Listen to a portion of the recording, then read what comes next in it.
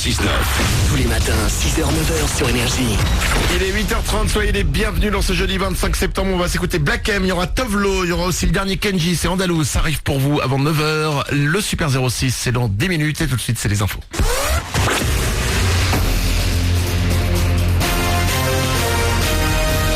Toute l'actu sur Avignon avec Frédéric Plat.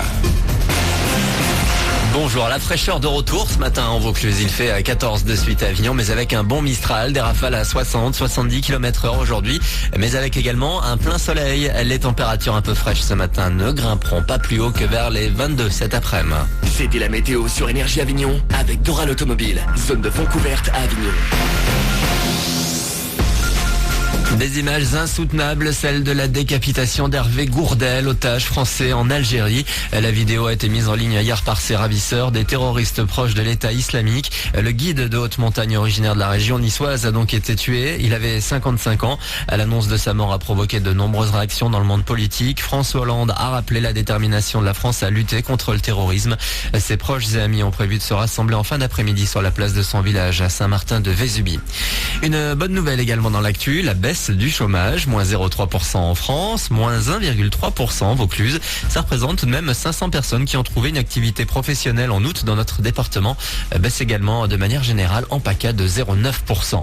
Un triple braquage hier en Vaucluse. Un seul et même individu en serait à l'origine. Ses cibles, un bureau de tabac à Cheval-Blanc, une bijouterie dans la galerie d'Auchan-Cavaillon et un bureau de poste à Robion. Il est activement recherché encore ce matin. La 7e journée de Ligue 1, Marseille reste leader du championnat ce matin et ça malgré la victoire du PSG 2-0 à Caen hier soir. Les Parisiens sont donc deuxième, 3 points derrière l'OM. Dans les autres rencontres, on retiendra la victoire de Monaco à Montpellier 1-0. Il reste un match à jouer ce soir, Saint-Etienne qui reçoit Bordeaux.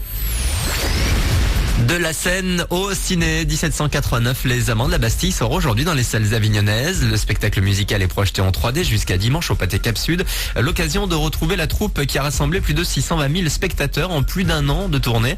Pour Louis Delors qui tenait le rôle principal, la fin de l'aventure a marqué un vrai tournant. Il y a quand même un grand vide parce qu'on a joué en tout plus de 200 fois en un an, un peu plus d'un an. C'est quand même énorme, moi j'avais jamais connu une cadence comme ça et c'est vrai que quand ça s'arrête, ça fait un peu comme un rêve qui s'arrête d'un coup. Ça laisse un vide et en même temps une impression de quelque chose qu'on a accompli. 200 dates, ça a été ce qu'il fallait pour que nous on profite du spectacle jusqu'au bout, qu'on en soit fiers, heureux de le jouer. Et c'est vrai que maintenant on peut tous partir sur nos envies perso, quoi, moi avec mon groupe, les autres avec leurs projets aussi. 1789, les Amants de la Bastille, dès ce soir 20h au Pâté Cap Sud à Avignon. Voilà pour vos infos, il est 8h33. Bonne matinée.